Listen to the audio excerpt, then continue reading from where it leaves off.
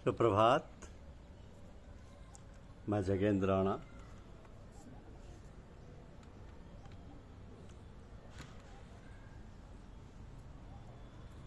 भक्ति और भाव। भक्ति और भाव, ये हमारी आज की आध्यात्मिक चर्चा का विषय है। जब तक भगवान की कृपा नहीं होती तब तक जीव परमात्मा की ओर मुख नहीं करता। सत्य तो यह है कि भगवत कृपा तो सबके साथ सब समय रहती है। ये तो लीला उस परमपिता की कि जीव उस परमात्मा को भूल जाता है, क्योंकि सांसारिक विश्व में फंसकर वह अपने को कर्ता धर्ता मानने लगता है, इसलिए वह भोक्ता भी बन जाता है। हाँ कहने को तो सभी कहते हैं कि ईश्वर की मर्जी के बिना पत्ता नहीं हिलता, तो फिर जो घटनाएं संसार में घटती हैं वो सुखदायी हो या दुखदायी, वो तो भगवान की ओर से ही होती हैं, भगवान की ओर से ही आती हैं।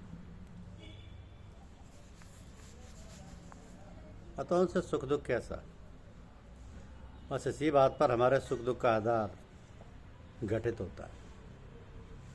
इसी तरह संसार चक्र चलता रहता है। चाहे हमें सुख हो या दुख, हमारे लिए यही श्रेयस्कर है कि हम उसे ईश्वर की देन समझकर प्रत्येक अवस्था में सम बने रहे। दुख में दुखी ना हो और सुख में हर्ष न माने, बल्कि दोनों अवस्था में भगवान की दया कृपा ही समझते रहे। दोनों अवस्था में भगवान की दया कृपा ही समझते रहे।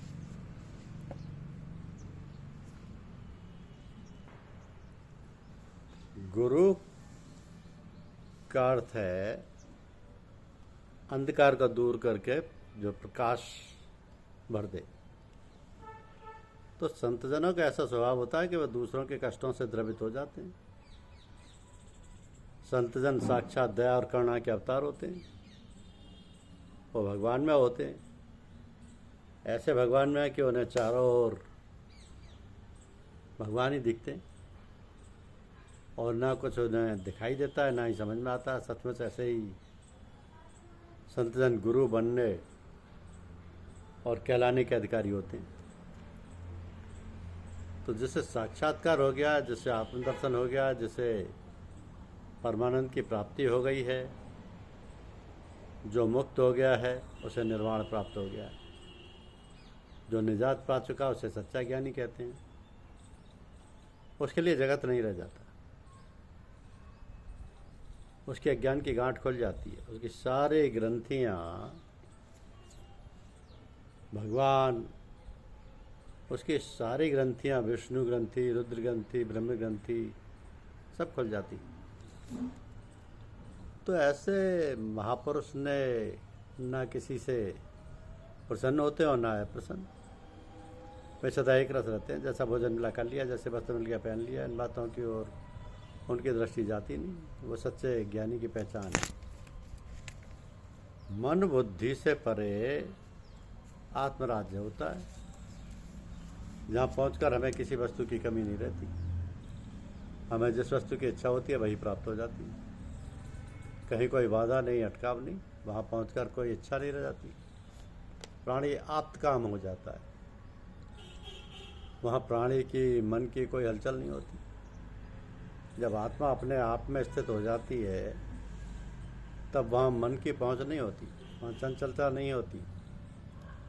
आत्मस्थ स्थिति में किसी वस्तु का अभाव नहीं रहता। जब अभाव ही नहीं है तो इच्छा ही कहाँ से और क्यों हो। इच्छा तो तब होती है जब द्वैत होता है। तो यहाँ तो द्वैत का पूर्ण अभाव है, यही आत्मराज्य है। इसी को स्थित प्रज्ञ की दशा भी कहते हैं, इसी को आध्यात्मिकता कहते हैं। यही है आध्यात्मिक जीवन। रामायण में भगवान राम के चरित्र चित्रण में बताया गया है कि संसार में हमारे जितने भी संबंधी हैं उनके प्रति हमें जैसा व्यवहार करना चाहिए वो हमसे होता रहे। अब कौन क्या कहता है ये सब जानते समझते हुए भी किसी के प्रति राग या द्वेष न रखते हुए हम कर्तव्य परायण होकर भी किसी भी पर दोषारोपण ना करें, ना किसी का बहाना लेकर कोशिश करें कि उनकी वजह से ऐसा करना पड़ा है। यही है व्यावहारिक शुद्ध जीवन। तो शांति कहाँ और कैसे मिल सकती है?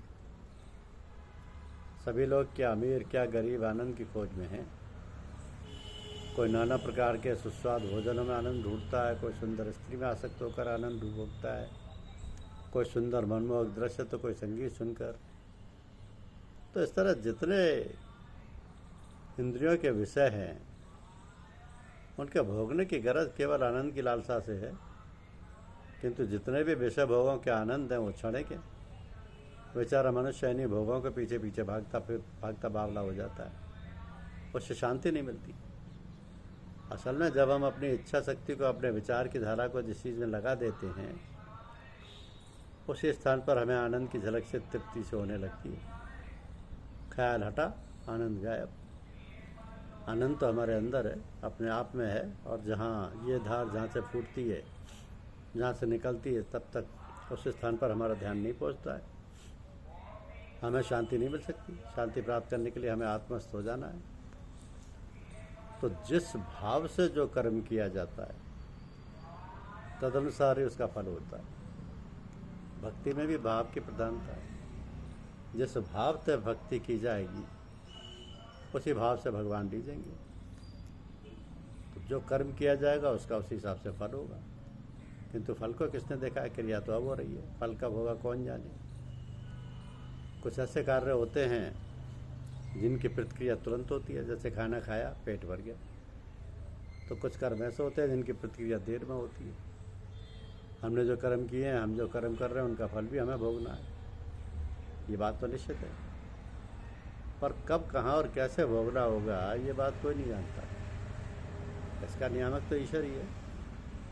मनुष्य जो काम करता है उसका फल कब, कहाँ और कैसे भोगना है, ये बातें ईश्वरीय नियमानुसार व्यवस्थित क्रम से समय समय पर घटित होती रहती हैं। इस सत्य को ना तो हम जानते हैं और ना समझते ही।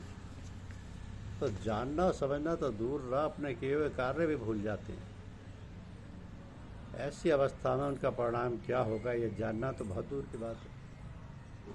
तो दुख, आपत्तियाँ, विपत्तियाँ सब हम लोगों के ही भोग हैं।